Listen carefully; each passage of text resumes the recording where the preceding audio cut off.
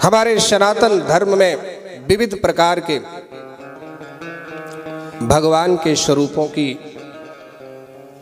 आराधना करने का विधान है। वो क्यों? बोले मन की, इंसान के मन की जो गति होती है, रुचि जो होती है, वो भिन्न भिन्न होती है। हमारा मन शिव जी में लगता है, आपका नहीं लगता है, तो कोई जबरदस्ती नहीं है। आपका किस में लगता है? बोले हमारा तो कन्हैया में लगता है, आप कन्हैया को भजिए। बोले शिव जी नाराज हो जाएंगे? बोले कदापि नहीं, और प्रसन्न होंगे।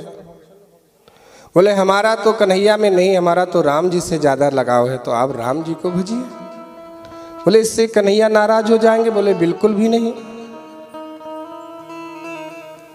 किसी ने कहा नहीं, हमारा तो बस माता रानी में ही चित्त लगता है, तो आप माँ को भजिए।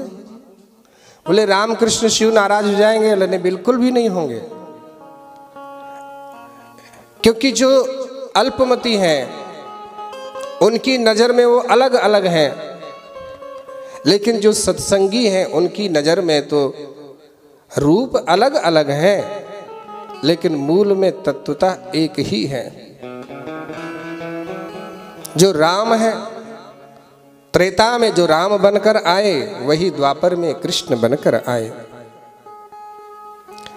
महिषासुर के अत्याचार से जब ये पृथ्वी व्याकुल हुई, सज्जन लोग व्याकुल हुए, घबराए और भगवान से प्रार्थना किए। किसी देवता को कोई समझ में नहीं आया इससे कैसे मुकाबला किया जाए, इतना पराक्रमी प्रभावशाली था। तब प्राप्त करके उसने ये वरदान मांग लिया था कि हमारी अगर मृत्यु हो तो किसी स्त्री से हो, अन्य किसी से भी ना हो। क्योंकि स्त्री को अबला समझता था, सोचता था ये बेचारी हमारा क्या वध करेगी। तो इसलिए अब चूंकि उसकी मृत्यु ही स्त्री के हाथ से लिखी है, इसलिए भगवान उसके अत्याचार से पीड़ित मानव जाति को बचाने के लिए, इस धरा को बचाने के लिए, इस प्रकृति की रक्षा के लिए भगवान स्त्री का रूप धारण करते हैं, महालक्ष्मी का रूप, दुर्गा का रूप धारण करते हैं। आप जब देवी भागवत की कथा सुनेंगे, सभी देवताओं के शरीर से तेज निकला, एक जगह एकत्रित हुआ, और तेज का जो पुंज था वो भगवती पराम्बा अष्टभुजी 18 भुजा वाली माँ दुर्गा के रूप में परिवर्तित हो गया। नारायण ने अपने सुदर्शन चक्र में से चक्र निकाल कर चक्र प्रदान किया, शिव जी ने त्रिशूल में से निकाल कर त्रिशूल दिया, ब्रह्मा जी ने अपने कमंडल में से निकाल कर दूसरा कमंडल दिया। ऐसे करके जितने भी अस्त्र शस्त्र माँ के हाथ में है, सब इन देवताओं के द्वारा प्रदत्त हैं, क्योंकि इन्हीं का ही स्वरूप तो माँ का है। तो न स्त्री न संढो न पुमान न जंतु, वो परमात्मा न स्त्री है न पुरुष है न कोई जीव जंतु है। आप जिस भाव से उसे भजो, जिस रूप में उसे देखना चाहो, उसी रूप में आपके सामने आ जाता है।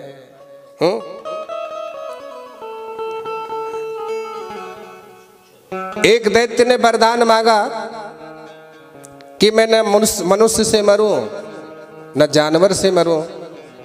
तो क्या करें, भगवान को मारना तो है ही है, क्योंकि दुष्ट से बड़ी प्रजा पीड़ित है।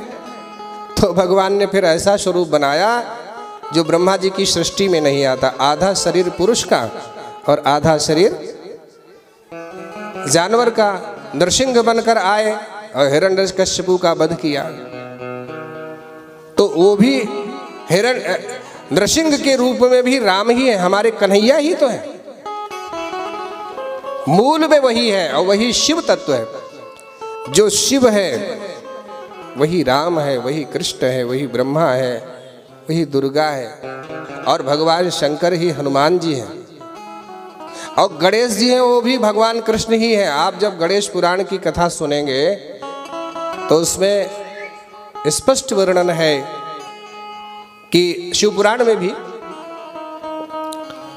कि जब माँ स्नान कर रही थी, भगवान शंकर अचानक प्रवेश कर गए, तो माँ को बड़ी शर्मिंदगी महसूस हुई।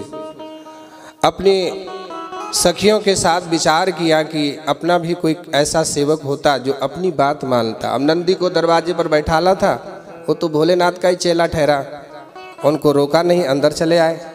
अपना कोई होता तो ऐसे थोड़ी करता।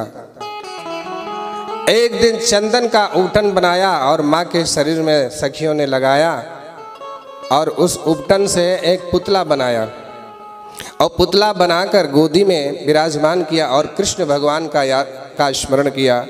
देवकी सुत गोविंद वासुदेव जगतपते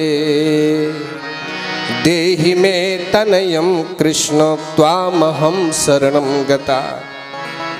ये संतान गोपाल मंत्र है। जिसके संतान ना होती हो वो इस मंत्र का जप करे तो निश्चित रूप से संतान हो जाती है। इसी मंत्र का स्मरण किया माता पार्वती ने और कन्हैया आ गए। माँ क्या आज्ञा है? बोले मैं तुमको पुत्र बनाना चाहती हूँ, इस पुतले में प्रवेश कर जाओ। गोलोकवासी भगवान श्री कृष्ण उस पुतले में प्रवेश कर गए और गणपति बनकर मैया की गोदी में खेलने लगे पार्वती जी की। तो गणेश भी कृष्ण ही है। लकीर के फकीर मत बनो। हमारे जितने भी सनातन में देवी देवता हैं रूप अलग अलग हैं। रूप अलग अलग क्यों है? क्योंकि भिन्न भिन्न काम की वजह से। अब राम जी की सेवा करनी थी इसलिए हनुमान बन के सेवक बन के आए।